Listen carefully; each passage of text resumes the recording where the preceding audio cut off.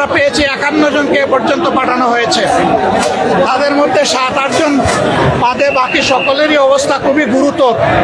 আমরা সবাই আল্লাহর দরবারে দোয়া করি তারা যেন সুস্থ হয়ে উঠেন এবং চিকিৎসকরাও যেন তাদেরকে পর্যাপ্ত চিকিৎসা সেবা দিতে পারেন।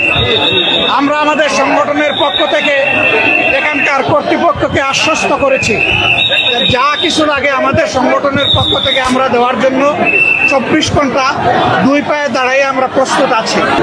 আমরা দেশবাসীর কাছে দোয়া চাই, এই যে সন্তানেরা এখন জীবন মৃত্যুর সন্ধিক্ষণে আছে, আল্লাহ যেন তাদের সবাইকে সুস্থতা দান করেন। আল্লাহ যেন তাদের গার্জিয়ানদেরকে ধৈর্য ধরার তৌফিক দান করেন। যারা দুনিয়া থেকে বিদায় নিয়েছে তাদেরও গার্জিয়ানদেরকে যেন আল্লাহ ধৈর্য ধরার তৌফিক দান করেন।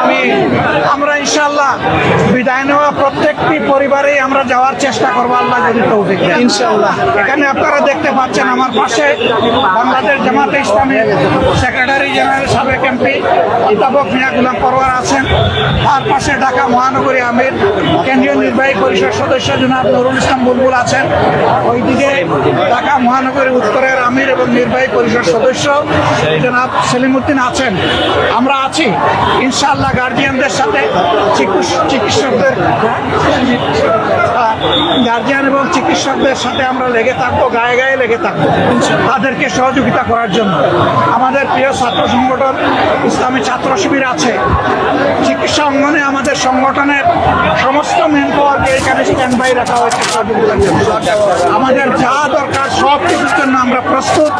তার বিনিময়ে আল্লাহ যেন এই আহত অসুস্থ পুড়ে যাওয়া আমাদের কলিজার সন্তানগুলোকে আমাদের বুকে আবার সুস্থ আলোতে ফিরিয়ে দেন। আপনাদের সবাইকে ধন্যবাদ। আপনারাও দোয়া করতে থাকুন। সকলের দোয়ার বরকতে বলেছি ভাই, সকলের দোয়ার বরকতে আল্লাহ যেন তাদেরকে সুস্থ করে দেন।